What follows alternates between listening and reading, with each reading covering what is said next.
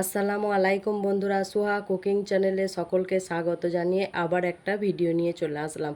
আজকে আপনাদের সঙ্গে শেয়ার করব আমি গরুর মাংসের টিক্কা, কাবাব আর নাড়ু। তাহলে চলেন মাংস দিয়ে কত রকমের রেসিপি তৈরি করা যায় সেটাই আপনাদের সঙ্গে শেয়ার করব। দেখেন আমি মাংস দিয়ে কত রকম রেসিপি তৈরি করেছি। আপনারা এইভাবে বানিয়ে নেবেন সম্পূর্ণ ঘরোয়া পদ্ধতিতে।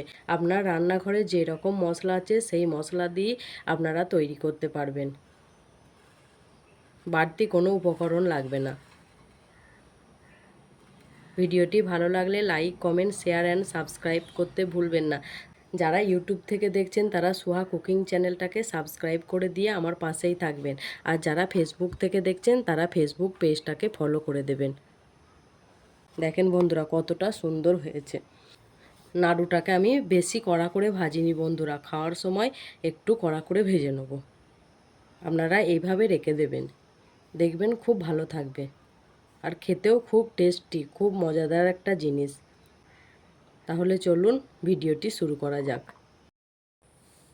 এখানে আমি নিয়ে নিয়েছি 500 গ্রাম গরুর মাংস। মাংসটাকে আমি কাট দিয়ে ছুরি দিয়ে ভালো করে কুচিয়ে নিয়েছি। আপনারা মিক্সিতে পেস্ট করেও নিতে পারেন। এবার আমি এক এক করে মশলাগুলো অ্যাড করব।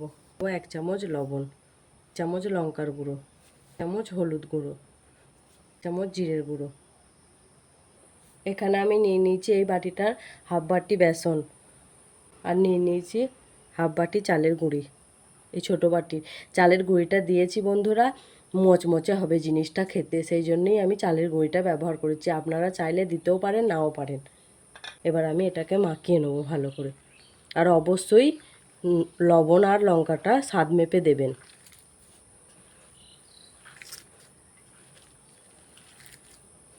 আমি একটু তরকারিতে লঙ্কাটা কমই ব্যবহার করি বন্ধুরা। আমার বাড়িতে ছোট বাচ্চা আছে, খেতে পারবে না বলে আমি সব তরকারিতেই একটু লঙ্কাটা কমই ব্যবহার করি। এভাবে মাখিয়ে নেব। আপনারা যে যেমন ঝাল পছন্দ করেন সেই রকমভাবেই দিয়ে নেবেন। আমি স্বাদ মেপে দেখেছিলাম বন্ধুরা, আমার সামান্য পরিমাণে লবণ লাগবে, তাই আমি এই লবণটা ব্যবহার করলাম। আপনারাও স্বাদ মেপে লবণ আর লঙ্কাটা দিয়ে নেবেন। শেষ আমি দিয়ে দেবো হাফ লেবু। লেবুটা দিলাম বন্ধুরা। লেবুটা দেওয়ার ফলে আপনি যদি অনেক দিন রাখবো মনে করেন সংরক্ষণ করে, তাহলে আপনি রাখতে পারবেন, খারাপ হবে না। এবার আমি এটাকে মাখিয়ে নেব ভালো করে। আর আমি অন্য কিছু ব্যবহার করছি না। আপনারা এর সঙ্গে চিলি ফ্লেক্স দিতে পারেন, তারপরে সস ব্যবহার করতে পারেন। বন্ধুরা দেখেন আমি কিছুক্ষণ ধরে ভালো করে এটাকে মাখিয়ে নিয়েছি। এবার এটাকে নাড়ু বানাবো।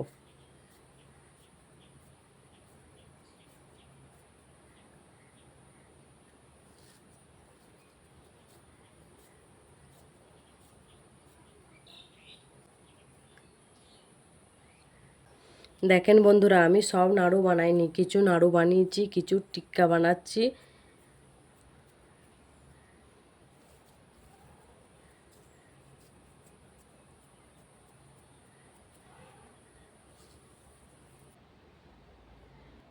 দেখেন বন্ধুরা আমার টিক্কা বানানো হয়ে গিয়েছে। এবারে আমি ভেজিটেবল চপ বানাচ্ছি। দেখেন বন্ধুরা আমার চপটাও তৈরি হয়ে গিয়েছে। আর আমি আমার রেসিপিগুলো খুব সহজ উপায়েই করি, বেশি কিছু কিনতে হবে না। সবারই সব জিনিস তো বাড়িতে থাকে না, সেই জন্য যা থাকে বাড়িতে তাই দিয়ে আমি রেসিপিটা করার চেষ্টা করি খুব সহজেই।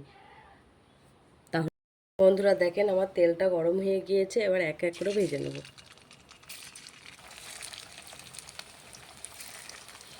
তাহলে চলেন আমি ভেজে নিই। বন্ধুরা দেখেন আমার এক পিঠ ভাজা হয়ে গিয়েছে, আমি এক পিঠ উল্টে দেবো।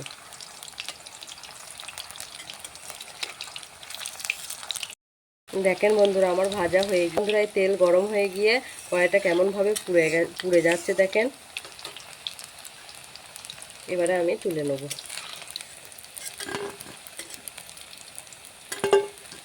এবারে বন্ধুরা আমি চপগুলোকে ভেজে নেব। তাহলে চলেন বন্ধুরা আমি এক পিঠ ভেজে নিই, তারপরে আবার আসছি। দেখেন বন্ধুরা আমার এক পিঠ ভাজা হয়ে গিয়েছে, এবারে এটাকে আমি উল্টে দেবো।